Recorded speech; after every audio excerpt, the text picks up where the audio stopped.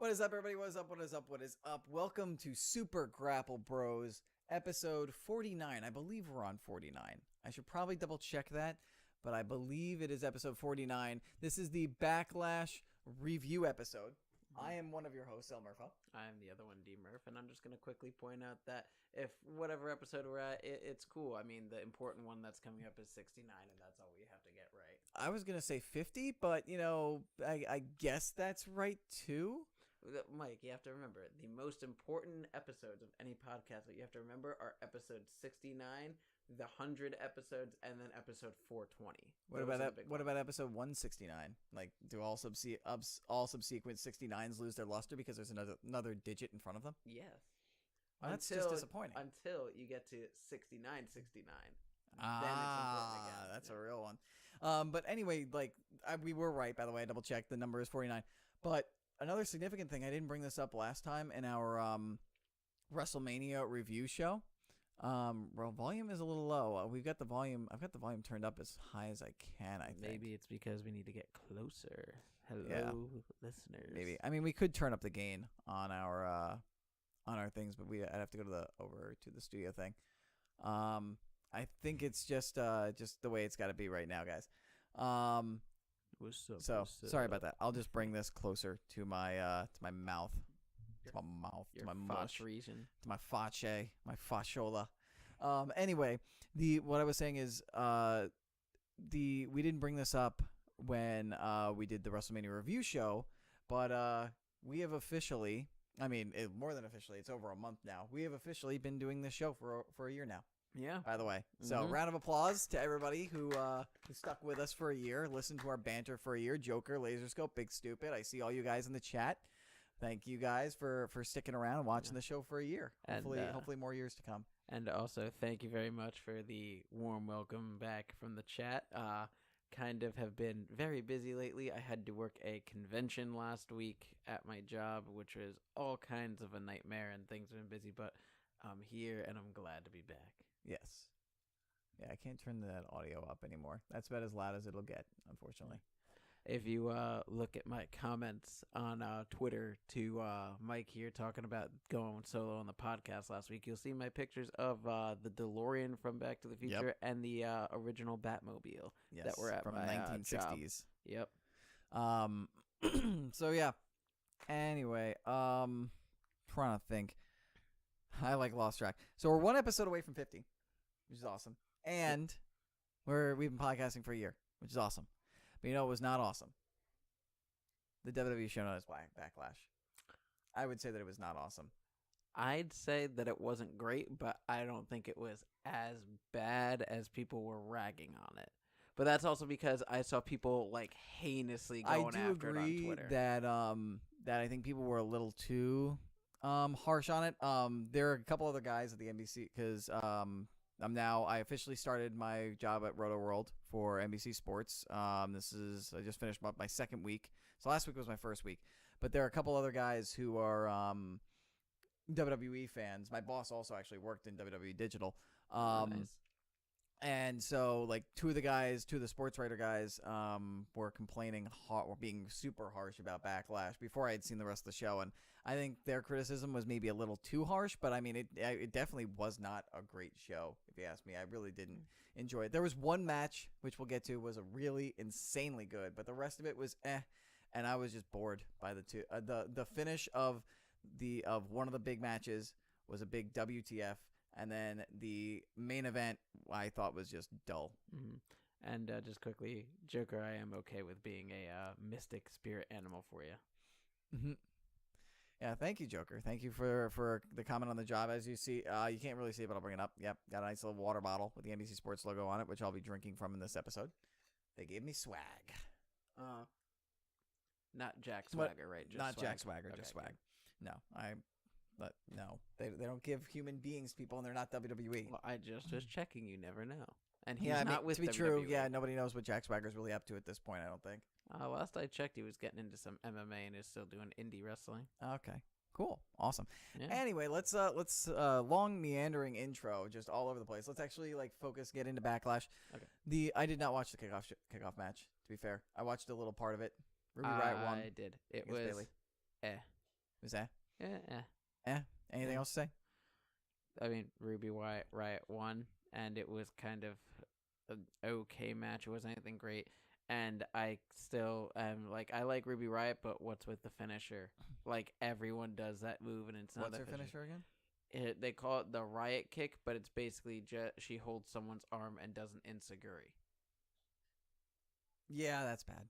Yeah, That's bad. I'm just like, Maybe if they mixed it with the soul food, where like she dropped down, took a back bump, but held onto the person's arm, so it pulled their face to her as she delivered a kick to the side of Yeah. their head. I think that would be cooler. Because I think what you're saying basically, and I remember now, is she just holds their arm and then just jumps up and enziguris them. yeah, Yeah. and it's you could put a little bit more razzle dazzle on it, but whatever. Mm-hmm. Anyway, so yeah, that was the kickoff. That was the kickoff show. For kickoff match. The first match of the night though was a hot opener, the hottest of openers, and hands down match of the night. Yeah, John Cena crying for about 5 hours over his breakup with Nikki, right? Yeah, pretty much that. You see, he has a goatee now. Quickly, by the way. Does right? he? I Yeah, didn't apparently notice he's grown out a goatee. that. Interesting. Yeah. Are we sure weird. it's actually John Cena, or like a portal to another universe has opened up and we're getting evil John Cena? I You know, think a la it's South super. Park? I think it's just super depressed John Cena. Super depressed John. So you think that Nikki broke up with him? He didn't break up with Nikki? Well, from the brief preview I saw for an upcoming episode of Total Divas, it looks like they broke up because he doesn't want kids and she doesn't want to give up on the idea of being able to have kids. So if they get married, he hasn't still come off the whole no kids thing. Yep. That sucks. But understandable. I mean, I can't blame Nikki for that, and John wants what he wants. So Yeah. you can't. It sucks. It's unfortunate. But if neither one of them want to budge, nothing you can do about it. Yep. Anyway, yeah, the real hot opener though, which was hands down one of the best matches of Seth Rollins' career, and probably might be the match of Miz's career, was their Intercontinental Championship bout. Yeah, it was really good. It was amazing. I liked loved it. I had watched it twice. Like I watched it again. I'm like, I have to watch this again. It was that good. I only had one slight complaint about it, What's and that? that's with some of the psychology of the match. Are you Psychology. upset with the fact that Rollins kicked out of 2 skull-crushing finales? Because that was the only complaint I would probably have about it. It's a combination of that and Seth Rollins hit The Miz with one of his finishers, which relies on him using And he had to his crawl leg. away with a hurt leg, and Miz still took the 3. Yeah, and he did it with a hurt leg, and it requires the leg, and Miz still took the 3. Other than that, I thought it was a great match. That was Yeah. the one thing, and it's just a minor thing. That's a minor thing Yeah. that I also noticed too. I thought that's what you were gonna say, because I was kind of like, I don't know if that makes the Miz feel great. I mean, even though this was an amazing match, but you know what? He's also going up against Seth Rollins, where if you're gonna weigh them like when their careers are said and done, and you want to consider them as all-time greats, I mean, it technically does make sense. Though I mean, like it did bother me a little bit, just because like Miz is a guy who has been on fire for the last year, and I want to see him hold the WWE or Universal Championship. I want to see him win the WWE Championship and have a rivalry with Daniel Bryan for the WWE Championship, where Bryan's chasing it. And like for somebody who I hope will eventually be in that position, it's a little rough to see him have a guy like Rollins. Granted, it's Rollins, but be in a match like that closely contested, where his opponent kicks out of his finisher twice, and he lays down for a 3 after he gets hit with one of his opponent's finisher, and then his opponent's finisher has to like scratch and claw his way on top of him to cover him. But aside from that, I thought the match was amazing, and I actually loved the psychology with the knee. With exception to the very end, I loved the psychology, because they had the one where he what move was it that he went for? He went for one of his moves, and then he sold his knee, which Miz capitalized on, went right into the second skull-crushing finale. I can't remember what. It was the superplex, I think, into the Falcon Arrow. Yeah. He went to hit the Falcon Arrow after the superplex, and he sold his knee. Miz came out, ended up right behind him, hit him with the skull-crushing finale. I freaking loved that spot. It was good. It was so good. Like, that match, they had high energy. It was high energy, high pace. They took risks. It had great psychology, great storytelling. They got both of their character work in there. Mm-hmm. Like, that match, if anything, that's about as indie of a match as you will ever see The Miz work. And it was amazing. And it had all the WWE elements to it. Like, it was all, like, from a we did have our complaints before, but I'm saying like from a match standpoint, from like putting it together and all the different elements you want done. out of it, it was beautiful and almost perfect. Yeah. Like, I don't know what rating Meltzer gave it. I don't know if you looked at it, but like I think that had to be a 4.5 star match. Yeah, I had to have been. It was really good. Mm-hmm. So we started off. Unlike Drake's song, we actually started from the top, and now we hear because we're going down. Because the rest of the match, the rest of the show, while some of the matches weren't like bad, none of them got close to that height of the Intercontinental Well, you know what I match. think is, I'm just gonna say this quickly. You know what I think is one of the reasons why this pay-per-view wasn't as good as all the other pay-per-views have been for like the last year. Why is that? Not a single tag title match.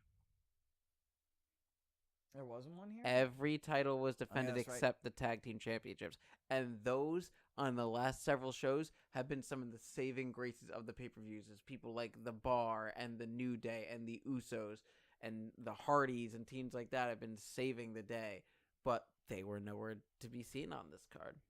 And I think that kind of hurt them. Big Stupid said it got a 7.5/4 stars. So that's fair. I think it's a 4 star. I would give it more, maybe 4.25, 4.5. I thought it was that good. I loved that match that much, but I agree with you. Like, not having a tag title match hurt them, but then again, at WrestleMania and Greatest Royal Rumble, the tag title matches really haven't been the greatest. Yeah, but I mean, none of the matches were given that much time. That's fair. Moving on, though, the first match after the Intercontinental Championship match was the Women's Championship rematch from Raw of Nia Jax versus Alexa Bliss.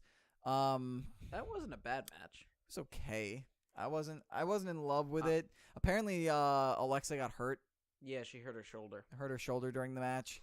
But it was about on par with what they had at WrestleMania, and I was expecting a step up from there, like an escalation, and there wasn't there. Could you do me a quick favor? What's that? When I'm done saying my piece on it, because talking about Alexa Bliss remind me to say something about Buddy Murphy after this. Okay. All right. But the thing I'll say about this match, I thought it was good. I didn't think it was great. But the thing that I really liked about it is it was showing Alexa doing anything and everything she can to get one over on Nia throughout the entire match, doing different things like going after the leg and getting her when she's trying to do like the top rope Samoan drop, like getting out of that and slamming her down and knocking her off the top rope onto the apron and just all kinds of stuff like that. I liked how it was showing that, yeah, Nia's a lot bigger than Alexa, but Alexa was a champ for a reason, and she has ways of trying to take down a bigger foe, and that's one thing I liked about it. That was a very big thing. Okay. But other than that, I thought it was all right. Yeah, it wasn't great. I didn't have a lot to comment about it. I was like, yeah, it was a match. Nia won, which is good because I didn't want Alexa to win it right back. But, like, I don't think these two have the greatest in-ring chemistry.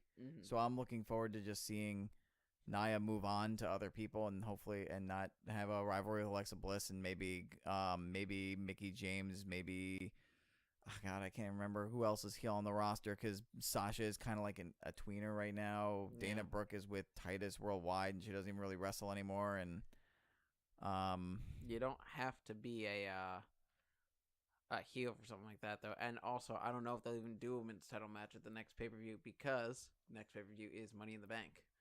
Yeah, they might. They might, but who knows? So yeah, that was the Raw Women's Championship match. Now, reminder for Buddy Murphy. Yes.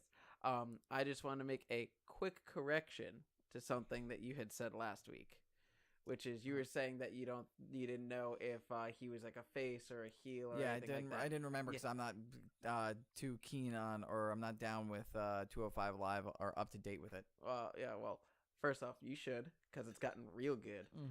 Secondly, he is 100% a heel. Okay. The night or the 205 Live after WrestleMania, so the Tuesday after WrestleMania, they had Cedric Alexander out to celebrate his championship, and his music hit, and he came from the crowd and just came out and just hit his finisher on Cedric Alexander. Yeah. Okay, so a heel. And that match that he's going to have with Cedric is going to be real good. And if you haven't seen it, go watch 205 this last week because the two matches they had were Lucha House Party, Grand Metalik, and Lince Dorado with Kalisto ringside versus... Are they a three-man group called Lucha House Party? Yeah. I just got reminded of that, and that just reminded me that is the greatest thing ever. Yeah, and they faced the Brian Kendrick and Jack Gallagher. And the week before, they did Kalisto versus Drew Gulak, in which Drew Gulak had beaten Kalisto. And Drew Gulak came out and sat ringside and did like announcing and stuff during the match. So I think they're going to do like a 6-man rivalry of Brian Kendrick, Drew Gulak, and Jack Gallagher against the Lucha House Party. All right. But that was a good match. And then the main event was Buddy Murphy versus Mustafa Ali. I heard that match was incredible. If I've you heard can, things. just watch the DDT. Mustafa Ali does like a crazy tornado DDT while Buddy Murphy's caught up in the ropes. My God. mean, I did eventually watch, what was it, Buddy Murphy versus Kalisto from the Cruiserweight Championship, and that match was insanity. Yeah. Oh, yeah. He's been killing it on the main roster.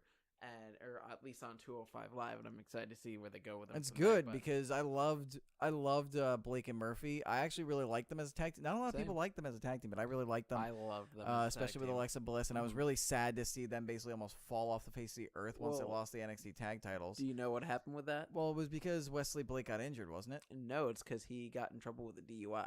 Ooh, so they kind of put him on the shelf for a little while. But yeah, I mean, Triple H has big faith in him, and that's why once Triple H took control of 205 Live, he's like, all right, we're going to bring you up here. Yeah, and, smart. It's been a smart move. Yeah, and he is the new #1 contender for the Cruiserweight Championship, and it was announced this week by Drake Maverick.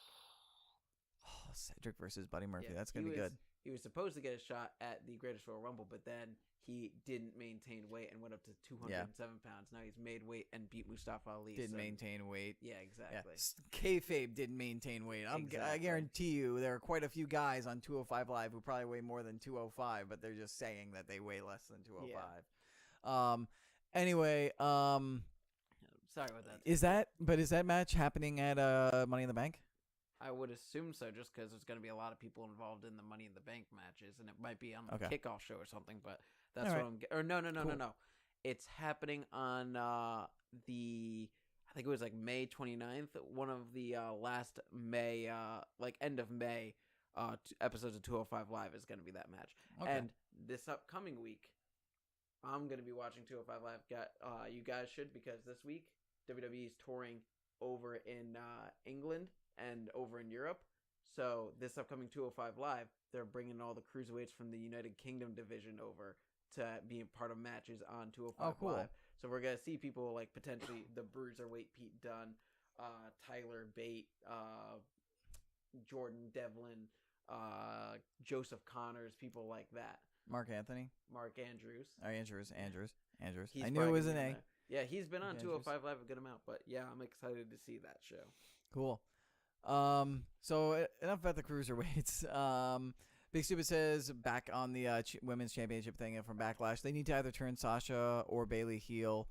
This back and forth is killing both of them, and I'm not the biggest Sasha fan, but it's clear she's better as a heel. I completely agree 100%. Because honestly, I don't care. Like, I love both these women, and Sasha's a really awesome, cool chick, and like I hate seeing their characters in limbo like this. Like Sasha versus Bayley should be the #1 hottest thing in female wrestling, potentially all of wrestling right now, and instead it's just middling around in the lower tiers of the women's division. Yeah, because they're dragging it out so much, and it's lost its fire and intensity. Exactly. The problem is with that story is because the fact that they're drawing it out. Like, they're drawing out the turn. This should have happened right after WrestleMania. When Sasha kicked Bayley off the Elimination Chamber, when they were at Elimination Chamber, that should have been the big moment that kick-started a fierce, intense, they're beating the hell out of each other rivalry. But instead it seems more like a petty will they, won't they frenemy type thing. And it's just not interesting. Yeah, it's not. Yeah. Adam Ritt wants a quick take on who we think will win the women's Money in the Bank. I don't even know who's in it right now. The only person I know of is Ember Moon. I don't know of anyone else who's. I think we'd have to wait until we get closer to the show. Yeah, Ember Moon would be a good pick, but I'm not gonna make a pick until I know who's. I would like to pick somebody, but the women's division is much bigger than it was last year or in years prior. So we don't even know if whoever we pick will even be in the match. Yeah. Oh, I think Peyton Royce may have gotten in it too. I don't remember though. Peyton Royce. That would make sense. Yeah. Peyton Royce is the one that they try to push between her and Billie Kay. Yeah. Um, But anyway, I say we keep going on with the card. let's move on with the show. We have Jeff Hardy versus Randy Orton, which was all right. There is something really cool about this, though, which I believe I sent you a link of, which is Jeff Hardy and Randy Orton are one of a few select group of people that are what you like to call Grand Slam competitors, where they have faced each other in matches for basically all four of the championships. They face the Hardys versus Rated RKO for the tag championships. That'd be a thing. They face each other for the Intercontinental title. They face each when other. Did they face each other for the Intercontinental title? I had to be forget. when Randy was was still in Evolution, right? So, no, it was actually after that. It was Jeff was the champion defending against Randy. I think it was on like a random Raw or something like that. But they did that. They've wrestled each other for the WWE Championship. That's their biggest, most well-known rivalry, which Jeff got screwed out of. He should have won that rivalry. And now they're in Jeff Hardy. They just did them versus Randy Orton for the United States Championship. Only other two groups I can remember that was listed that have done that are Shawn Michaels and the British Bulldog. And then also, technically, and this is something that's really cool, Natalya and Charlotte, because they faced each other for the NXT, the Divas, Raw Women's, and SmackDown Women's Championship. That's cool. So that's something I thought was really cool. But that's cool about Jeff Hardy and Randy Orton. The match, however, wasn't too great. It was okay. It was all right, but I felt bad for Randy with that swanton at the end. Oh my god! I was like, Jeffrey Nero Hardy. Do not break Randy's ribs. Yeah, apparently that's the bump that everyone's dreading nowadays because he keeps landing on people like that. Mm-hmm. Remember back when he started doing it in his early career and he would just barely touch them with his shoulder blades? Yep. Now it's just like, you're getting my entire back. Exactly. Yes, Joker, I agree. Jeff should have had the WWE Championship longer, but, drugs are a hell of a thing. That's true. And I can't blame WWE for wanting to distance him from that title. Yeah. Given that he was especially at that point of his career, could be hit with a drug or wellness policy violation at any given moment. Yeah. But yeah, the match was okay, but from two guys who are gonna be future Hall of Famers, like Jeff Hardy and Randy Orton, I kind of want better than just okay. No, yeah. Especially if it's for a championship that I hope and believe should be elevated and be made more prominent, that it should be more prominent around Jeff Hardy's waist. But this right here, that match felt a lot more like a paint-by-numbers SmackDown 2-segment match than a pay-per-view match. Yeah. Well, the title will be elevated when The Miz eventually wins it, I'm guessing. Hopefully. Yeah. Or Daniel Bryan, or if Daniel Bryan wins it again. Yes. If they decide not to give him the WWE Championship. Yeah. They could do a number of things with it, and I'm excited to see where they go with it. Yeah. After that, we had a segment that I thought was entertaining. It was interesting. It was a good way to get a lot of people on the show, although this is probably part of why the show ended up dragging on too long. Yeah, definitely. Elias came out, was going to do a performance, and then got cut off by the New Day, who then got cut off by Elias, who then got cut off again by Aiden English and Rusev for Rusev Day. Happy Rusev Day, everybody! Happy Rusev Day. And then he started going again, and then No Way Jose came out and had a dance party. And then he's like, "That's enough." And then Bobby Roode came out and was like, "Glorious DDT, LOL." Yeah. So I thought it was an entertaining segment, a good way to get guys who are over and who they want to keep getting over, like Rusev, like Elias, like the New Day. Oh, Bobby Rusev. Roode, No Way Jose. Fun fact: Rusev beat Daniel Bryan this last SmackDown I saw to qualify.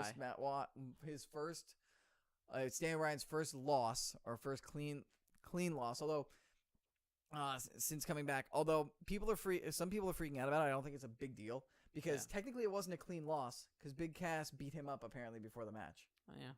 From what I remember, because I didn't watch it, but from what I remember about reading about how it went, Big Cass either distracted, but I think it was actually beat him up before the match, and then the match happened. Yeah. So Daniel Bryan technically wasn't at his thing, and it's you guys want Rusev to be pushed. He just beat Daniel Bryan to go into the Money in the Bank ladder match. Exactly.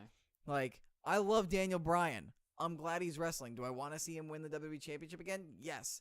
But I'm not gonna freak out when he loses to somebody else who's really good and who also deserves a push. Exactly. So But, yeah, just figured I'd point that out because yay, Rusev. And speaking of Rusev and Daniel Bryan versus Big Cass happened, and pretty much what I predicted was going to happen if Daniel Bryan was going to win. I was like, if you want to make Big Cass look strong, either disqualification, count out, or Daniel Bryan wins clean and Cass gets pissed off and beats the crap out of Daniel Bryan afterwards, and that's what happened. Yep. So, I couldn't see Cass beating D-Bry. Yeah. Because he's Daniel effing Bryan.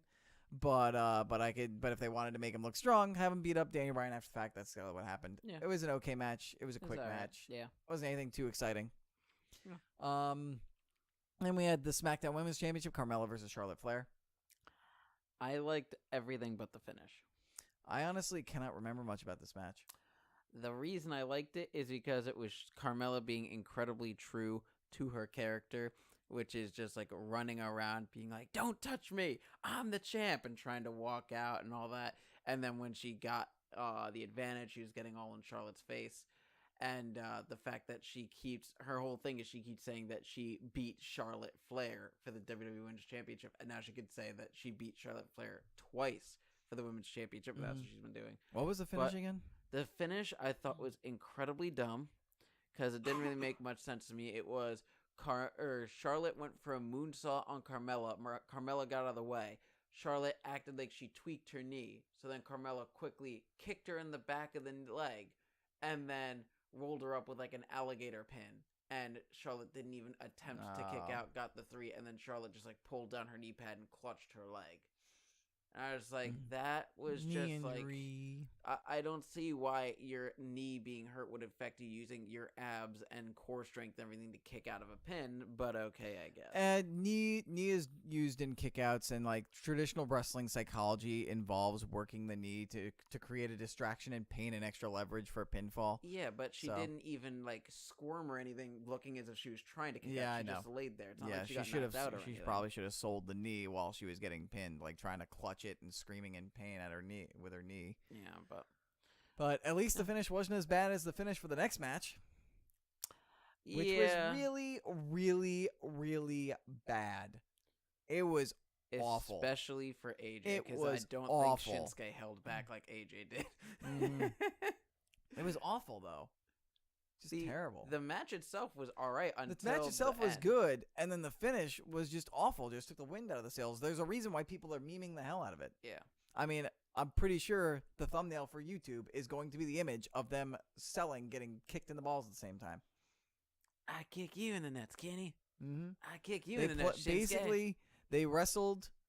AJ and Shinsuke wrestled for about 15 minutes, 20 minutes. Then they played Rochambeau. Nobody won. Then they played Rochambeau again, and they both lost. It's pretty much what happened. Yeah. Pretty much, yeah. But, I mean, like I said, it was a good match up until that. I'm just a little upset because I was hoping that this would be when Shinsuke wins the title, and then maybe they could get other people in the feud, because just Shinsuke, like heel Shinsuke right now, it's just such a good character. I feel like you need to do something other than that with him. But whatever. I mean, it was a good match. I don't know what they're gonna do with the WWE Championship now, because you got Joe who wants to be in there, and like, if you didn't pull the trigger on Shinsuke, then when are you gonna do it? If you're going to, or are you gonna pull the trigger on Shinsuke ever winning the WWE Championship? I'm guessing one of the matches for Money in the Bank is gonna be a fatal 4-way between AJ, Shinsuke, Joe, and Bryan. What about Big Cass? Because he's still doing his thing with Big Cass. D-Bry is. He might be in the Money in the Bank match or something. No, I wouldn't be surprised. Daniel Bryan costs Cass his qualification match, and we get Bryan versus Cass. We could get a triple threat match. AJ versus Joe versus Shinsuke, and then maybe if they want the title off of AJ, they'll have Joe or Shinsuke pin the other. Or have someone cash in Money in the Bank or something. Who knows? Yeah. I have a feeling that's going to happen with something else, but we'll get to that later on. Like maybe Miz winning again and cashing in and winning the title, and then we get Miz Daniel Bryan? No, not that title. Is it Rusev Day? No, I'm thinking that the winner might be the person who qualified last on Monday Night Raw against Kevin Owens, which is Braun Strowman. And we might see Braun Strowman win Money in the Bank and then see Roman Reigns versus Brock Lesnar and have Braun Strowman come out and cash in on one of them after that could work. match. We are only doing one Money in the Bank match per brand, right? Because you got to do the women and the men now. Yep. Okay. At makes least sense. as far as I can see. And then just whoever wins, they could make the rule to where whoever wins can cash in for the either championship, the world, like the Raw side or the SmackDown side, which I think would make things more interesting because then you're watching both matches and you're like, is he gonna cash in and change brands, or is he gonna cash in now, or so Exactly. yeah, like Kane did to Ray. Exactly. So yeah, like anyway, like just. It was a good match until the end.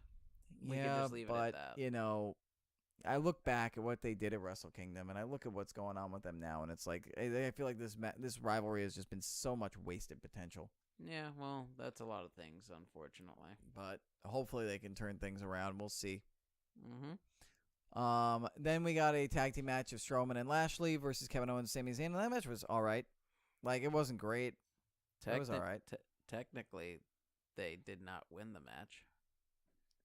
Oh, yeah, because they weren't sure who was legal, right? Yeah, they pinned the guy. I forget who it was, but I think they pinned Owens or whatever, and Zayn was the legal man.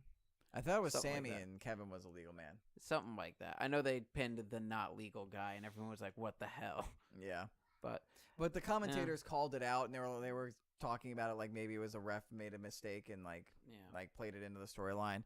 Interesting that they're still playing up this Kevin Owens and Sami Zayn will just betray each other at any given moment, even though they claim they're best friends. Like, I don't know, are they going to try and turn this into a rivalry? Because there's no clear face between the two of them with the way that they're acting. Yeah, it's just whatever. I don't know what they're doing with Kevin Owens and Sami Zayn. They need to do something. They need to do something with Bobby Lashley because he came back and he's been just meh. Mm-hmm. You know what they need to do? They need to lose the goddamn headband is what they need to do. He's been wearing that since TNA, man. I know, but it looks bad. Mm-hmm. It's like just so bad. Come on. Yeah. Bobby Lashley is a boring son of a bitch, and that interview on Raw was so cringeworthy it did him no favors. Yeah, I didn't see it. Neither did I. From what we know, Lashley isn't the greatest talker anyway. So yeah, pretty much all I've been watching is NXT and 205 Live. But I've heard that both have been good. Yeah, they've both been very good. Main event this last week of 205 Live was Ciampa versus Ono. Ooh. Yeah, that was a good match. Very nice. We got one more match that we got to talk about, which was Roman Reigns versus Samoa Joe, which was, I didn't like it at all. That was probably one of the worst matches I've seen Samoa Joe in since he came to WWE. I think it was just different than what everyone was expecting, personally. Because, I mean, it was Joe attacking Reigns in the beginning of the match and then just taking his time. with the psychology of it.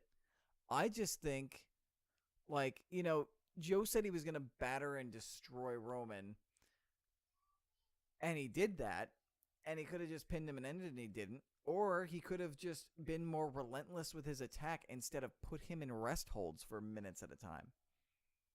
And he didn't even, and like him and Roman, they didn't sell it like he was in agonizing pain. They were just normal selling it. Well, it wasn't like he was in agonizing pain, but it was selling it in a way of like, well, Joe's in complete control of this, and while Roman keeps trying stuff. You know it's not going to be, so just get it over with. Like, you don't have to drag it out for as long as they did. Like, it made the match boring and dull and slow and plodding in a show that was already going on too long. Yeah. It was bad. I was excited for this match.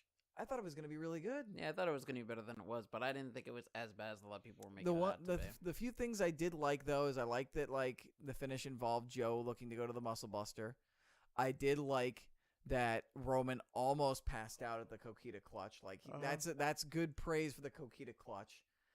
Made Joe look strong, look good, because like Reigns' eyes rolled in the back of his head. His eyes were almost completely closed, and the ref was literally about to tell them to ring the bell because his arm wasn't moving. And then Roman shook awake, and like his eyes shut up, and his arm went up, and it caught the ref's attention out of the peripheral vision, and he stopped himself from ringing the bell. So I think that was really cool. I don't think anybody looked like as far as like a strong or weak thing, I don't think anybody looks strong or like weak or strong.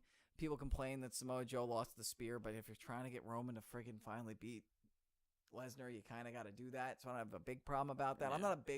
I'm not that like upset with pay-per-view matches where one finisher does it, because nowadays we've come into this world where in wrestling, if two big guys face each other, one finisher isn't supposed to be able to do it. Yeah. But it's fine. It's supposed to be that way. Yeah. My only problem with the match was just that it was slow, and it was boring, and they drew it out too long, and it wasn't very entertaining to me. There's one problem I had with the people reacting online about this, which I don't know if you heard about this. A lot of people were apparently incredibly pissed off because Roman Reigns tapped out to the coquina clutch. And I saw what they were talking about. And no, Roman Reigns was not tapping out to the coquina clutch. He was struggling to try and grab Joe's arm in different ways to get it off of him. If you're going to complain about something like that, understand the psychology of wrestling and watch more than 5 minutes. Because I could see how someone who's not experienced with watching pro wrestling could see that and be like, oh, he tapped out. But if you've watched any wrestling for more than like 6 months, and especially if you've seen Roman Reigns. If that was the plan, then they would have rung the bell. You should not complain. Yeah. If you think yourself a smart wrestling fan and you know psychology and you know kayfabe, you know how wrestling matches go, and you see something like that, don't go complaining, oh, he tapped out, Joe should have won. Because that makes you sound like a wrestling is still real to me. Damn it, guy. Yeah. No, either that was the plan and it wasn't supposed to be made to look like he tapped out, and either he did that and you interpreted it wrong, he did it wrong. But I saw it, and it was... Or that, or like, because like... It was a typical, I'm trying to get out of a sleeper hold move, so why are you freaking out? But whatever. Yeah, but just... Anyway, yeah, like, I thought the match was boring. Apparently, the crowd did too. And so did... this was also after a lackluster tag match and a infuriating end to the WWE Championship match. Yeah. So you're in New Jersey. The people in New Jersey had enough. They were chanting "Beat the Traffic." People were leaving early.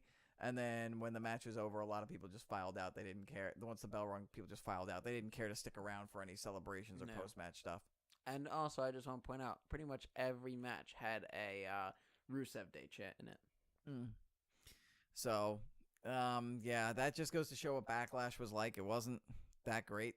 It started off on fire, and then it slowly just kind of went down. Yeah. And a lot of the matches weren't awful. They just weren't as good as we were hoping they would be. And they weren't, I would say, maybe pay-per-view caliber matches. Yeah. And then that finished WWE Championship match was terrible. And again, I'll say it again, the main event was just slow. Slow, boring, not too exciting. It's not a good way to wake up a crowd and keep them invested and interested when they've been watching this show for like 3.5, 4 hours. And this is a week after the Greatest Royal Rumble, which was a 5-hour show, which was a week, like 2 weeks after WrestleMania, which was a 7-hour show.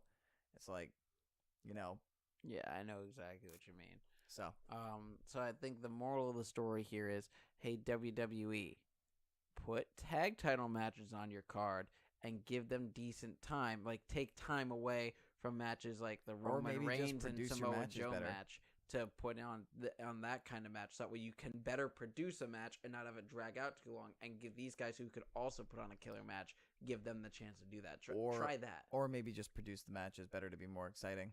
Well, I mean, like I said, a lot of people were saying the Samoa Joe Roman Reigns match was dragging on for too long. Take some of that time and give it to them, so that way you get more people on the card that'll do a good match. And with a shorter match, maybe that match could have been better. Yeah. Try it. Yeah. What's the worst that could happen? Like, give the Revival a tag title match. All I saw from this show was, and stop it with that. All this event showed me was that Miz and Rollins were willing to go in the direction of wrestling that I see NXT 205 and the Indies are. Like we said, like it was almost a perfect melding of WWE style and like NXT, like NXT kind of does, and 205 Live, where it's taking indie elements, WWE elements, and trying to perfectly tie it together. And then you've got the rest of the show, which just felt like a Raw or SmackDown almost, like paint by numbers kind of wrestling matches. And it's like, the first match that happened this show is the direction WWE needs to go in. everything else in the show felt like WWE the way it has been or was like a few years ago or 5 years ago. And it's like, you've got to change things up. You've got to get people more invested in wanting to watch these matches. Like, people are going to, like, otherwise New Jersey might not be the first time where everybody leaves the second the final bell rings and is chanting that a match is boring and to beat the traffic. I'm just going to point out, hey, WWE, this happened in Jersey once. Do you want this to happen again at this next upcoming WrestleMania? That is true. Because it's going to be in the same basic location. If you don't want this to happen again, knock the shit off. Yeah. Daddy K98, welcome to the chat, by the way. What is up? But that is going to do it for our review of Backlash. Mm-hmm. Let's go over the numbers. You won the predictions, so you still are the champion, because we only predicted differently in one match, which was the main event, and I thought they would actually maybe put Joe over Roman, which was a long shot, but never doubt the pretty big much, dog. To be honest with you, like, I think we were right in almost every other match, weren't we? Yeah, pretty much.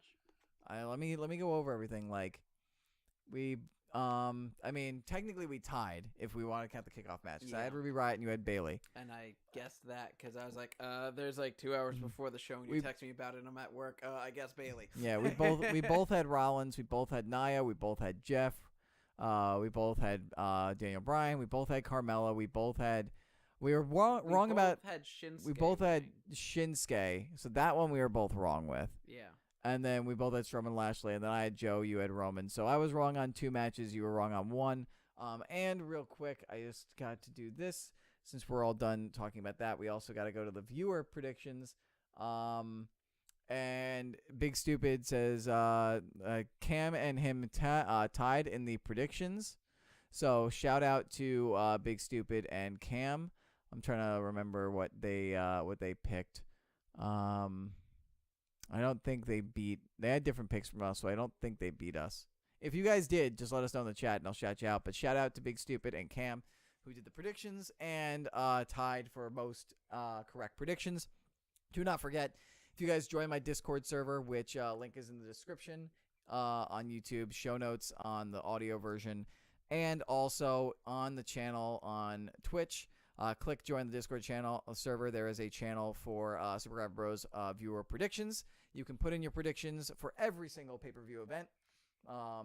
And then if you get the most predictions right out of all the viewers, we'll give you a shout-out. And if you can beat us, we will also give you a shout-out, at least until we get so bad at predictions that everybody and everyone's beating us and it takes us forever to read off all the names. And everyone just stops watching the show at that point. Yeah. So don't forget about that. Joker's asking, what do we think about WWE talking with Hulk Hogan again? I don't know. I didn't know that was a thing that was going on. I didn't know, but I'm also not surprised. Yeah. I mean, it's only a matter of time. You can't just ignore. I know WWE likes to ignore Hulk Hogan, but you can't ignore him forever and what he did for the company. First off, it's Hulk Hogan and WWE.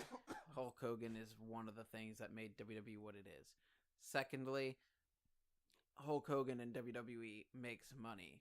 And if WWE is about anything, it's about making money. I mean, that's why we've got people like Ronda Rousey and WWE now.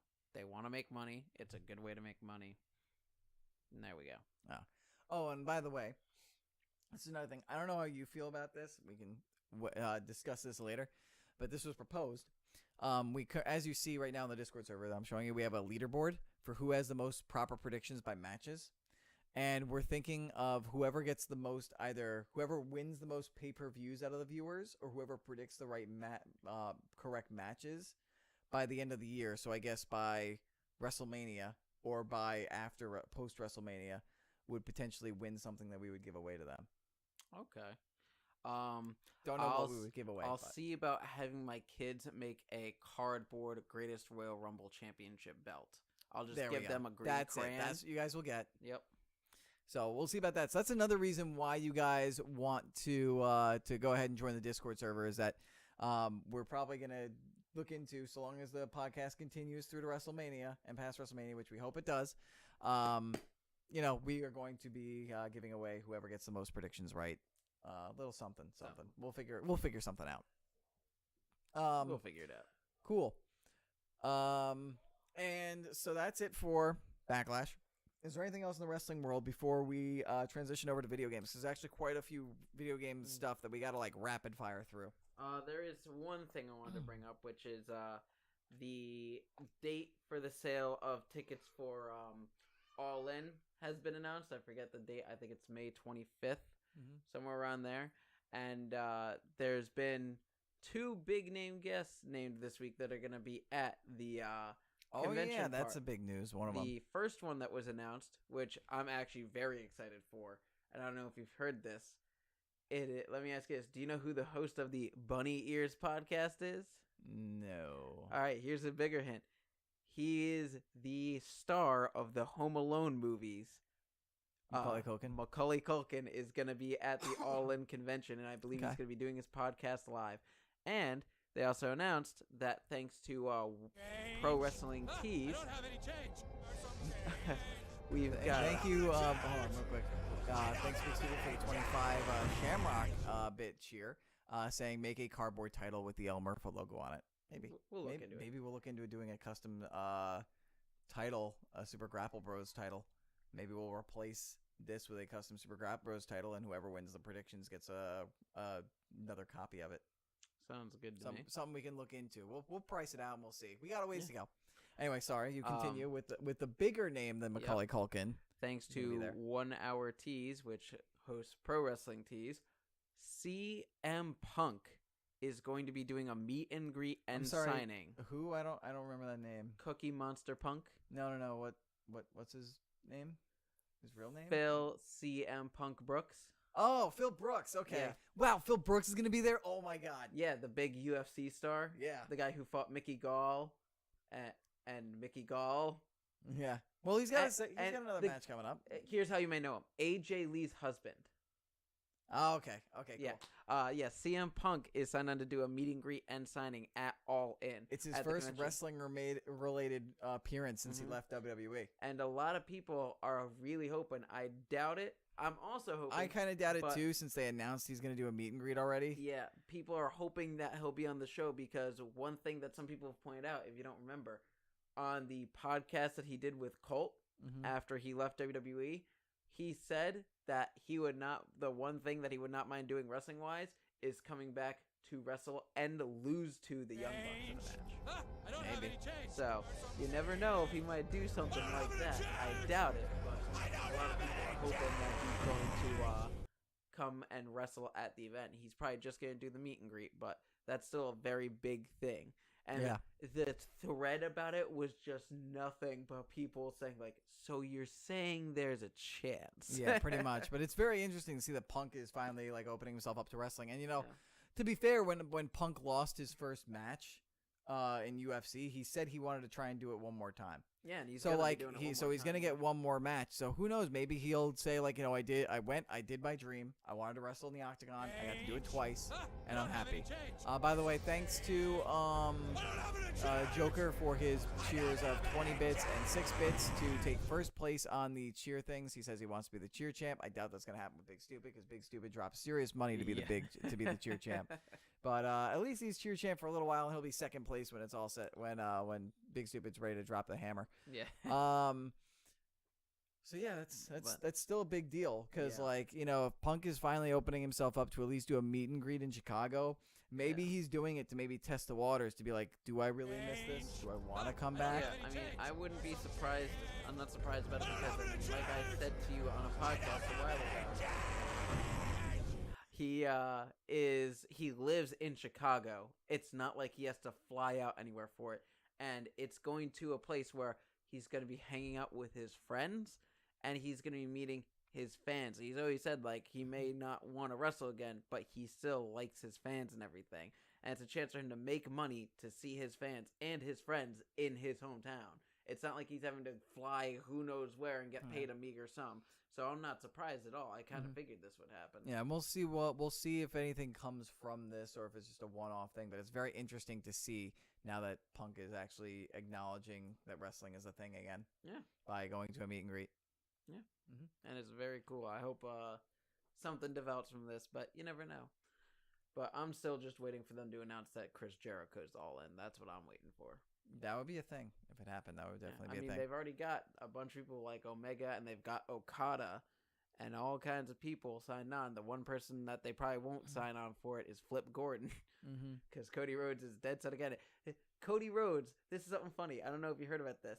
Yeah. He did a vote on Twitter for people, for the fans to vote of who would you rather see booked for All In? Would you rather see Flip Gordon booked for a match at All In, or would you rather see my dog Pharaoh booked to be doing a meet and greet at the convention thing for All In? And people voted for his dog over Flip Gordon. It's hilarious. So, yeah. So, if you want to meet Pharaoh, he'll be there. Anything else in the wrestling world? NXT and 205 Live are both good this week. Trying to remember what story. Like I said, they've got Buddy Murphy going to face Cedric Alexander in a couple weeks, and NXT wise, they did Roddy Strong versus Pete Dunne recently, and that was a good match. I thoroughly enjoyed that. And one thing that was funny about that is the Undisputed Era attacked Pete Dunne when he was about to win the match, and Oney Lorcan and Danny Burch came out and saved him. And this week on NXT, they had a little backstage segment, and they're like, "Listen, Pete, we don't like you, you don't like us. We all understand that. We're but we all have an issue with Undisputed Era." And Pete Dunne's just staying there listening to him, like with his arms crossed.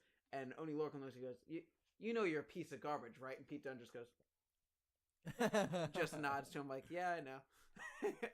That's cool. So that was one thing that happened that I liked. But that's basically all I could think of for this week in wrestling. Okay. So I guess that means we will close the book on wrestling for now. We'll be talking, of course, regular updates. But like, this is the end of an era. We're not going to be like predicting and like reviewing It's a break. Yeah. Well, not just the whole like Greatest Royal Rumble WrestleMania thing, but like now it's going to be once a week or once a month. Yeah. It's going to be once a month. It's not going to be 2 a month anymore. So it's going to be interesting. Yeah, Those title reigns are going to get longer potentially. Yeah. I mean, I successfully defended this when I wasn't even able to be here. That's how many pay-per-views I've had. Yep, exactly. So now we're going to switch over to video games. And is there something you want to talk about? Is there a subject you want to discuss? Yes. In the video game world? Yes. And that is... You're not going to talk about Overwatch. I know the mystery when I see it. So what are you going to talk about? And then when are you going to just automatically go into your little thing? I was going to quickly bring up that they came out with the Harry Potter Mystery at Hogwarts game, and I've been playing that. And it's actually really good. If you get a chance, it's a free game on your phone. You should play it. Overwatch news. Yeah, we got our Overwatch news here. The first thing I'm going to bring up is, because I was not here to do it last time, they've released a new map, which is now playable for Overwatch, which is, I forget the exact name of the map. I know it starts with an R. I want to say it's Rialto or something like that. It's from Italy, and it's actually the map for the Blackwatch mission from the anniversary event they did this year. So that's pretty cool. And they've also just recently released a new skin for the character Mercy in the game, where it's an all-pink skin, and all proceeds made from buying that skin from people is going to go to help people with breast cancer. So it's a really cool thing that they're doing. Nice. Very cool. Other Overwatch news. Stuff with the Overwatch League. There's actually a lot of stuff with the Overwatch League. Yeah. Stage 3 wrapped up last weekend. They're on an off week between Stage 3 and Stage 4. Stage 4 begins next week. The New York Excelsior Oh, like me. are once again a stage champion. They won Stage 3 after winning Stage 2. They 3-0'd the the LA Valiant, and then faced the Boston Uprising, who have actually named very befitting, actually won the standings of Stage 3. Yeah, they came up real big this season. They 3-0'd stage. Yeah, they 3-0'd the Gladiators in the semis, but then they got 3-0'd by New York Excelsior. And they're actually, Boston Uprising is actually in second place in the overall standings right now, too. Yeah, it's crazy. So that New York Boston rivalry came to a head here. Huh? Yeah, it is. Standings as it is right now overall for the league is Boston Uprising. That's for Stage 3. So we'll go into league. I was in Stage 3. But for the league right now is New York Excelsior in first. Boston Uprising are in second. London Spitfire in the third. Seal Dynasty surprisingly in 4th. Yeah. The Los Angeles Valiant and Philadelphia Fusion are 5th and 6th respectively, just one game behind Seal. Then we got the Houston Outlaws in 7th, LA Gladiators in 8th, San Francisco Shock in 9th, Dallas Fuel in 10th. They're still plagued by plenty of controversies. Florida Mayhem in 11th, and Shanghai Dragons in 12th. Now, my question here is, when do you think we're going to see the miracle of the Shanghai Dragons getting a win? I don't know. Do you think it'll be right before the final match of the final stage? Maybe. I don't know. They might get But it's just win. sad that they don't have a win yet. I just feel so bad for them. It's so bad. Yeah, and also with stage 3 done, it means we're starting to move towards the end of the season.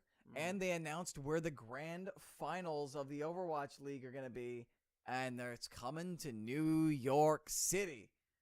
The Barclays Center will host the final, the best of 3 grand finals for the Overwatch League. Basically, the playoffs will happen, and then in Los Angeles, and then for the final 2 to 3 best of 5 matches between the 2 teams in the final will compete on I believe it is July 27th and July 28th at the Barclays Center. Game 1 will be played on Saturday, July 27th. Game 2 and Game 3, if possible, as it is right now, will be played on Sunday, July 28th. So if you're in the New York area, like us, you may want to get yourself tickets to the Barclays Center to go see the first ever Overwatch League champions crowned. Two things I'm going to point out about that. First off, hey, fans at home, just a little something. I mean, it's not that big of a deal, but I mean, that's kind of around the time of my birthday. So if you're looking for a birthday gift for, one of your favorite podcasters, I won't say no. The second thing is New York Excelsior. The finals are in Brooklyn, in the hometown. If you guys happen to decide you want to do like an open tryout, I am available. So just let me know. Yes. That's it for Overwatch. We're going to switch over to another super popular game that a lot of people on Twitch tend to play. I play it sometimes. It's called Night of Fort. Oh, I thought you were going to talk about the public G. No, we're going to talk about the Night of Fort. Not the public G? Not the public G, but the Night of Fort. Okay. So Fortnite, I don't know if you heard about this, but they did a pretty significant crossover this week. Yeah, They brought in this guy. I don't know if you heard of him. He's called Thanos. Mongol. No, wait, no, was it Darkseid? No. Well, it was Darkseid, and then Marvel was like, we got to get in on that, and they copied Darkseid to make Thanos, and that got really good. And DC was like, well, we gotta get in on that. So then they made a copy from Thanos and called it Mongol. Actually, I'm gonna be a nerd and correct you here.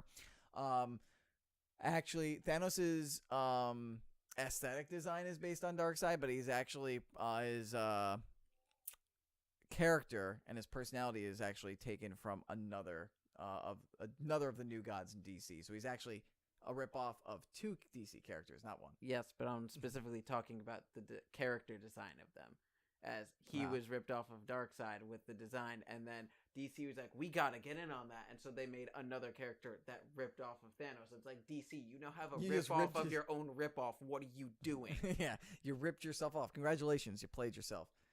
So yeah, Thanos is in Fortnite right now for the Infinity Gauntlet or Infinity War promotion. There is a Infinity Gauntlet or Infinity War mode in solos where the Infinity Gauntlet spawns on the map. You have to go find it, and whoever finds it and wields it becomes Thanos. Yep.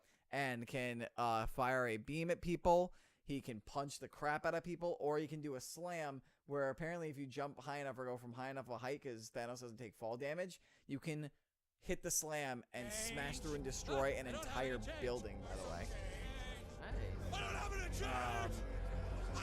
Bit more so. We're just gonna let it go. Yep. But yeah, fun stuff. I haven't gotten a chance to check it out, but it looks like it's a lot of fun to play as Thanos. But people in Fortnite are having fun with the opportunity of being able to have Thanos make the do all the dances in Fortnite. So there have been videos put out there of Thanos doing all of the Fortnite dances, which is pretty entertaining. Which I don't know if you've seen this. I tried to mute this so it wouldn't come out, but just him doing all the ridiculous dances in the Thanos skin, which if you've seen Infinity War is just no Thanos in general, it's hilarious. Yeah, it's. I'm not gonna lie. I think that should be in Infinity War. Mm-hmm. I have not seen Infinity War yet, and if they put that in there, I would say Oscar now. Yeah, and then somebody took the scene from Guardians of the Galaxy where Star-Lord is challenging Ronan to a dance battle, bro, and Thanos is in the background doing Fortnite dances. That's pretty damn. Dance off, bro. And then somebody also took the infamous Avengers circle shot and found a space to put Thanos in, so it's Thanos eating popcorn while the rest of the Avengers are getting ready to face the Chitauri. Nice. So people are having fun memeing up the Thanos thing. I think it's amazing. I think it's awesome. That reminds me, I really need to try it out. I saw earlier of someone who's only seen 2 Marvel movies trying to name every Avenger. So I gotta show you that. Oh, I've seen that one already. Okay, yeah. It's pretty funny. Oh, that's the Hulk. Sorry. Yeah. Yep. Hulk? Oh, that's the Hulk. Yeah, that's the post I saw. Is this one Rogue? No, that must be Jean Grey. Yeah. So one more piece of Fortnite news. Also in Fortnite, one of the map updated with a mysterious new hatch on the map. It is located in the upper right corner of square I3 on the map, and nobody knows where it goes to. I know what's happening. Maybe you have to push a button. Yeah. Every 108 minutes. Every 108 minutes. I don't have any change. You're gonna have a game mode where you play as John Locke, and you have to be the first person to get there and open the map. We have to go back, Kate. God. We have to go back. I liked Lost Hood. Because we need those victory royales, and we need to dance the L over the people that we frag. Yes. And maybe try to stream snipe Ninja. God, Ninja. Which you do one stream with Drake, and all of a sudden you're a sensation. No, he was a sensation before that stream with Jake. That was just even more so. But yeah, apparently there's a room inside the hatch. People can look through the window and see this big room. Apparently it goes really far down. But no other details. People are curious. Some people are speculating maybe it connects all the underground layers that are on the map. So people are interested to see, or maybe it's just a movie prop. Because it seems like the island's being turned into like different movie shoots and studios and film locations. So maybe it's just a troll. Maybe it means nothing. Maybe. Now this is just a crazy idea, but maybe you go into that hatch and you go through an underground tunnel and you show up in the bunker in PUBG, and then you just end up on a whole new map in an entirely different game. And they're like, "Gotcha, we've been working with them all along." Yeah. I mean, you never know. So, got a phone call. Can you do the Overwatch noise again? It's been too long. But we already did it. But I mean, that's up to you. I don't know if you want to do it. We'll see. I just got to make sure I surprise him with it. That's the fun part about it. No, that's not the fun part. I don't like that. What's I'm going to be next thing? expecting it the rest of the podcast. So now it's not going to. Maybe you won't do it now. All right. I've got a feeling you're going to cut me off in the middle of one of my other stories. We'll see. Let's move on from Fortnite. Battlefield. The next Battlefield game has kind of been revealed a little bit. We know when it's going to get announced. Apparently, there was this one. There's apparently in one of the maps. There is a painting of a horse, and there is a pipe that. And some people decrypted the Morse code to this URL, and they went to the page, and it has a date on it. That page that says May 23rd. So apparently, on May 23rd, we're going to find out all about the new Battlefront game. Yeah, I heard about that, which is crazy. Very interesting. What else was I looking to get into? Also, the other big thing that happened today, this week, was that Destiny 2's expansion, Warmind, got released. Got dropped. It's gotten middling reviews. I've enjoyed what I've played of it. The story kind of ends abruptly, and you're kind of like, that's it. And the villains, who are supposed to be as strong, if not about as strong, if not maybe a little bit weaker, as strong as Crota and Oryx from Destiny 1, who were two of the really big baddies. You beat them in missions, and they're not that tough. The big main boss, he's a little tough, and it's kind of cool, but he probably could have been raid level difficult, and he wasn't. So, and then it kind of just ends abruptly, and I think there's a quest line afterwards that you can do. But a lot of people are saying that it hasn't added much. There's too much grind. The raid lair came out though, and apparently it's a real challenge. So it's a lot of like pluses and minuses. It looks like Destiny 2. If you think that you want to go back to Destiny 2 and you want it to fix a lot of things, this hasn't fixed everything, but it's taken steps in the right direction. So I feel like if you're a Destiny fan like myself and my girlfriend are, then it's enough to keep us occupied and get us invested and play for a few weeks or maybe a month or two and get excited for what's going to come in September. But if you've jumped off Destiny 2 and you want them to completely revamp things, I would say you're going to have to wait until September, and this is not a thing for you. Yeah, definitely. There you go. That's the Overwatch news noise. And we got another Destiny 2 thing. Apparently there's a mystery with Destiny 2. A mystery, yeah, say. People have found this thing, this little insignia or a hidden cipher that people are curious about. It's got a bunch of these different symbols on it. It's got a ghost symbol, like 3 keys, and then a keyhole with the Warmind logo on it. And people are trying to figure out how to decipher it. And apparently the first 2 steps in a 5-step symbol puzzle are to reverse a code hidden in the world and remove all second A's and B's and then all third C's and R's. And then you have to go to the nearest dwarven mine. Yep. And you have to have them write it out in Mithril and then wear the special lenses. Yep. And that's how you get it. Exactly. Then you have to hold the special scepter of foresight, raise it up so that way it catches the sunlight, and then it has to angle itself at the bright. I thought it was a special scepter of foreskin, but I guess I was wrong there. No. Can you not? Just don't. Just stop. That was bad. Bad. I'm petitioning. I'm making a motion to strip this of you for lewd behavior. That's not. That's a thing, and I'm gonna put in a petition for it. I'm gonna use my champion's advantage to kick you off the podcast. Anyway, Destiny. There's a secret. People are trying to find out what it is, which is a cool thing about Warmind. When you dive deeper into it, there are a lot of secrets and a lot of teases. For example, and this is like, if you want to go find it out in the world yourself and search it out, spoiler warning, skip ahead a little bit. Otherwise, it's a minor thing. Joker granted me permission. Anyway, there's for example, if you go looking around in one of the, what's the name of it? Lost sectors, there's a crashed ship, and you investigate the ship, and it turns out that ship belonged to Prince Uldren, the Queen's brother, who we thought may be dead, may be alive. It was believed that he crash landed somewhere. Some people thought it was like somewhere on Saturn, one of the other moons of Saturn, but it showed up on Mars. So Uldren is apparently alive and out there somewhere, which is really cool. And then there was also apparently there's a message. If you do certain quests, there's a message out there from the Stranger from Destiny 1. Who everybody thought the Bungie was ditching from Destiny 2.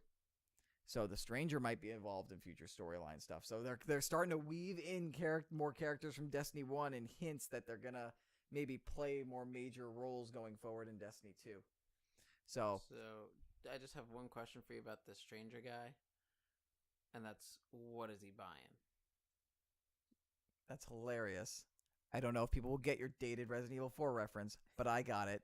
But he also might want to know what he's selling. True. That's true. What are you buying? Hey, stranger, what are you buying? What are you selling, stranger? God, so good. He needs to be in every game. I'm sorry. He needs to be in every game as the person doing loots, unless it's a Khajiit. Does the Khajiit have wares? Exactly. Khajiit has wares for you, traveler. So another thing, quick transition back to Fortnite, just real quick, just for to say that there is apparently a Twitch and YouTube streamer tournament event that's going on. It is not going to have Ninja on it. Ninja's doing his own thing, so that's one strike against it. The other strike, one of the YouTube people doing it is Logan Paul. So I'm kind of gonna stay away from this. But if you're interested and you're a member of the Low Gang, it also has members of FaZe Clan, Clont Gaming, Optic Gaming, TSM's Myth will be there. There will also be FauciTube, Greek God, and Mr. Beast apparently are also other YouTubers who will be on there, individual streamers and whatnot. So if you're interested, I'm trying to see. It's going to it's being hosted by Keemstar. Or maybe that actually happened Friday Fortnite, a celebrity thing created. Oh, that kicked off yesterday. It kicked off yesterday. Apparently, that was yesterday. So I'm a little late. And it seems like it was gonna. It seems like they're gonna do it more than once. So we'll see. But anyway, that happened yesterday. Probably should have read the story before I did that. That's my bad. Whatever. It happened. It's a thing. I'm sure it's on people's stream things. So go check it out if you're interested. You can still go see it on VOD. What else do we got? We got a few more stories. I just got rid of one of them accidentally. We got a few more stories to look up. Let me just go into my history, bring that back up. Ah, yes, that's important. That's the same thing. I don't know why. Okay. Nintendo Switch announced an online mode. Interesting. I don't really know much about it. I was hoping you were going to know much about it. I did not have time. There were so many news stories. I didn't have time to research it today, but they are coming out with a new online mode. That's cool. I'm just going to read this off. For the first time in its history, Nintendo is selling its online features at a premium. Nintendo Switch Online has been in the works since the console's, this would be a Polygon by the way, since the console's first year on the market, but Nintendo has only recently begun to shed light on what to expect from the upcoming subscription service. They compiled everything. Nintendo Switch Online is Nintendo's subscription-based service like PSN and Xbox Live, or PS Plus and Xbox Live, for Switch games. It works with an accompanying mobile app where players will be able to access and interact with a number of exclusive features. The main feature in Nintendo Switch Online is online multiplayer for games like Mario Kart 8 Super Deluxe, Splatoon 2, and ARMS. At launch, Nintendo offered multiple multiplayer connectivity for free, but as of September 2018, Switch owners have to pay to play those games online. So you were able to pay those for free. Now you got to pay for it. Yeah. Which, I mean, PSN and Xbox eventually did that anyway, so they're no different from those guys. Yeah. There are two other big selling points for Nintendo Switch's Online: the ability to play a library of Nintendo Entertainment System games, which will be updated on a continuing basis and have online capabilities and cloud storage for save data. Nintendo says that you will have to check out either its website, the Switch eShop, or the game's packaging to see if Nintendo Switch Online subscription is required for a game. But Nintendo's own games will require the service to get into online multiplayer.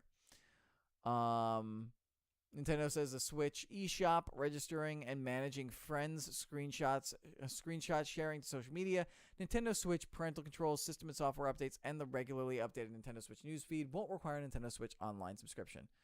The Switch Online app, to be available with Android and iOS, is required for in-game voice chat. It also requires players to connect and invite each other into multiplayer game sessions. The app also offers special features for certain games. Certainly the only game to use it that way is Splatoon 2, which offers battle stats and in-game purchases through the app.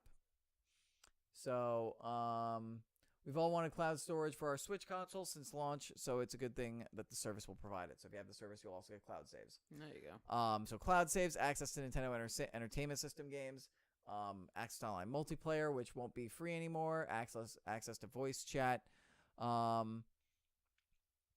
The NES games available to the Switch Online subscribers come with unique enhancements over the original release.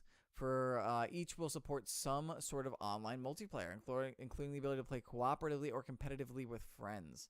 Some NES games will simply let Switch owners share their screen with someone else, or let them, quote-unquote, pass the controller back and forth. It depends on the game. Nintendo will offer 20 NES games for subscribers once their service is live. They only know of 10 of them so far, which include Ice Climbers, The Original Legend of Zelda, Balloon Fight, Soccer, Tennis, Mario Bros., Super Mario Bros., Dr. Mario, Super Mario Bros. 3, and Donkey Kong. Danky Kang. I was just going to say not Danky Kang. It is. Danky Kang is one of them. And you don't have to pay extra for them. They're included in your subscription. So, again, you get access to those NES games, 20 of them to start, 10 of them we know of.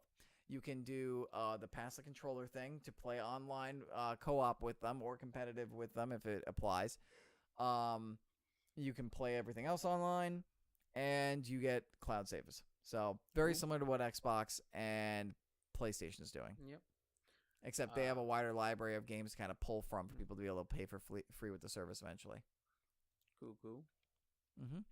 Looks like you got just a couple more stories here. Yeah, we got two more that are kind of E3 related.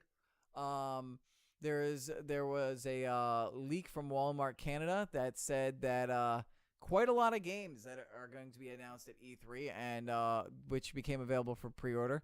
Namely among them a new Assassin's Creed, This is stuff that like they put out for pre-orders. So it doesn't mean they're coming out this year. It just means that like, these games got launched. These games got announced at E3, so we're gonna put out the early pre-orders for them, whether they have a release date or not. So that includes Super Smash Bros. Switch, which we know about, Borderlands 3, a new Assassin's Creed, Destiny Comet, which is the September expansion. Comet's the code name. We don't know if it's going to be the final name. Lego DC Villains, Dreams, Rage 2, Insurgency Sandstorm, apparently, which is a game. And then other stuff included a new Splinter Cell game. And what else? I know new Splinter Cell game and Gears of War 5, which would likely come out not this year but the year after, and also Just Cause 4. So Just Cause? Yeah, Just Cause. Just Cause. Just Cause 4. So yeah. Lots of cool stuff we have to look forward to apparently in the next couple years. I'm excited for it. And speaking of E3, Sony detailed what they're going to be bringing to their E3 2018 showcase a little bit. Mostly the fact that the press conference is mainly going to focus on 4 games. They're going to do deep dives into 4 games that are going to be the focal points of the presentation. And they're going to be Charlotte, Becky, Sasha, and Bailey, games. No, it's going to be Ronda, Shayna, and the other 2. You can't even name the... Oh, my God. All right, I'll try it again. Flair, Arn, Tully, and wow, why am I blanking on his name? Wyndham. I was gonna say Chris Benoit. He was part of the 4 Horsemen in WCW when they tried to recreate it, and it went awfully. Terribly. Eddie Guerrero, Chris Benoit, Dean Malenko, and Perry Saturn. That's the not the Outsiders. That's the Radicals. The Radicals. Still 4 of them. Yeah. Triple H. All right, stop. We're getting off topic. Anyway, the games that are being discussed, that will be discussed, are Death Stranding, being made by Kojima. You know, the really weird, trippy one with Guillermo del Toro and what is this weird game? Why am I forgetting his name? Norman Reedus. Norman Reedus, yes, the actor. The new Spider-Man game that Insomniac's coming out for that looks so good. So very good. I can't wait. Naughty Dog's The Last of Us Part 2, which will be interesting, and Ghosts of Tsushima, which is Sucker Punch's latest game. I remember they showed a brief thing about it last year at E3, and I'm excited to see what more they have about it this year. I can't remember much about it, but it's going to be interesting. And no, Big Stupid, that is the Nation of Domination you're listing off. He said The Rock, Farouk, Mark Henry, and D'Lo. He also forgot Kamala. Kamala was part of the Nation as well. What about Show some love for Kamala? Kamala. Let's not talk about it. So yeah, E3 is upon us. I'm sure we will have more and more E3 news in the next couple of weeks as we get closer and closer. It's a month away. Yeah. We are T-minus 1 month from E3. Yeah. Which means the things are going to skew, I think, more towards the video game stuff in the next couple of weeks, because we'll only have 1 pay-per-view and we'll be gearing up for E3. So prepare for that little shift of more video game focus, less wrestling focus. Yeah. And then things should maybe balance out and then tip back over to wrestling when we get to SummerSlam time. Yeah, probably. That is Evolution. Stop it, Big Stupid. Triple H, Randy Orton, Batista, Flair.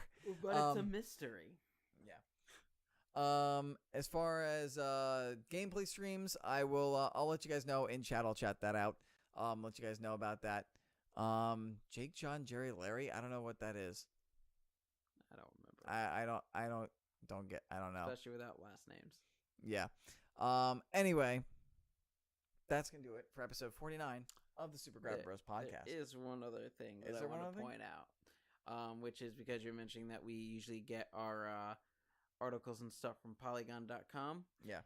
Just recently. Oh yeah, you're gonna bring that. Yep. Justin and Griffin McElroy, who co-founded Polygon.com, have left. Which means there aren't really many more founders left from Polygon. Yeah. The McElroys are gone. Brian Crescente is gone. Is Chris Grant still around? Yeah, he's still heading it up. Yeah. Okay, so I think Grant is the only surviving founder. Yeah, but it's more or less they're not going to be working there full time, but they are going to participate in some videos they do. Example, Griffin has already been in like 3 videos since they've officially left Polygon. Yeah, and it's mostly because the fact that, their whole podcast empire with my brother and me, and what was it? The Adventure Zone and all that stuff has blown up so much and has taken up so much of their time. Like, They even had Like, a TV show. They can't do all of that stuff while at the same time be like high-level editors Exactly. of a massive of a large gaming like platform at the same time. But So it's like, I understand they're trying to have families and manage two businesses at the same time. Like, I'm sure they're like stressed like the hell out like crazy. But one thing that Griffin has stuck around to do a little bit, which if there's anyone here are both wrestling and video game fans, that Polygon has started doing, which is rather interesting. They've got a new video series that they just started this last Monday called Brand Slam, where they take the different mascots and stuff from different fast food chains and have them face each other in WWE 2K18 with Patrick Gill and Griffin McElroy as the announcers for it. Oh boy. I know this week they had the King from Burger King versus the Noid from Domino's, and they also had a super jacked Dave Thomas from Wendy's facing a literal panda from Panda Express. Oh my god.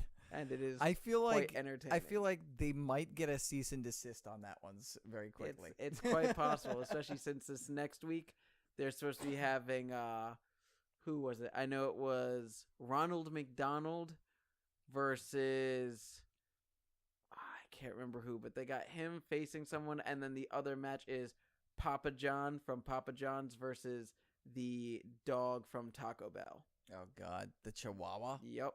I don't want to know. I don't want to know. So what it looks bad. Like. It sounds like the stuff of nightmares. It is like horrible nightmares, like the nightmares that shake you into sleep paralysis, and then you think you see the thing that's in your nightmare in shadows while you're in sleep paralysis. That's basically it. Yeah. It's so weird.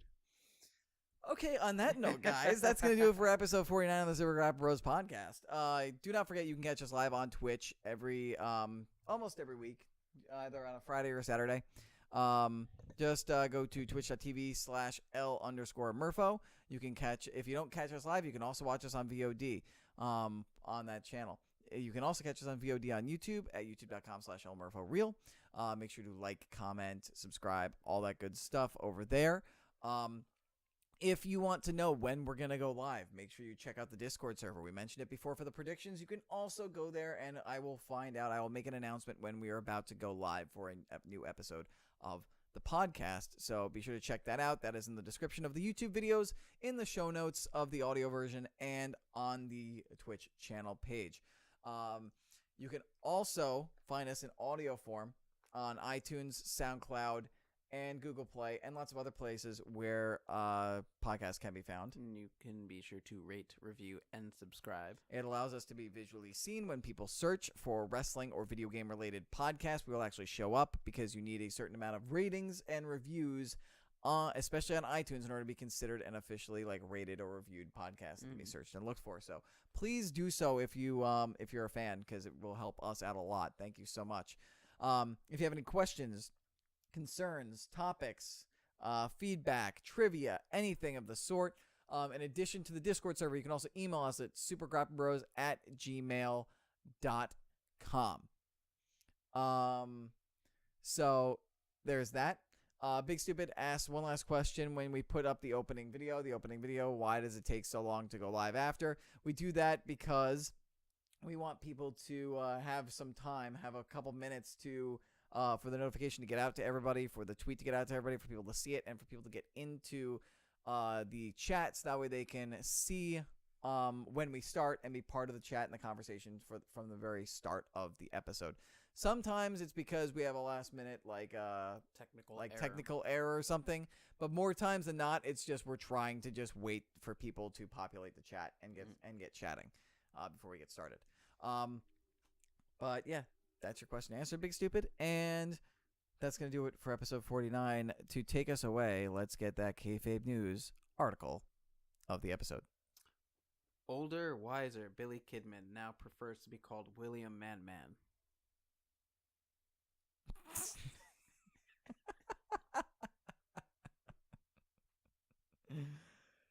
Oh, God, that's good. Okay. All right. Well, guys, that's going to do it. So, take care. See you later. Until we have our next episode. Peace. Deuces. The deuce. Bye-bye. Catch you later. Bye. See you. Shut up and sit down.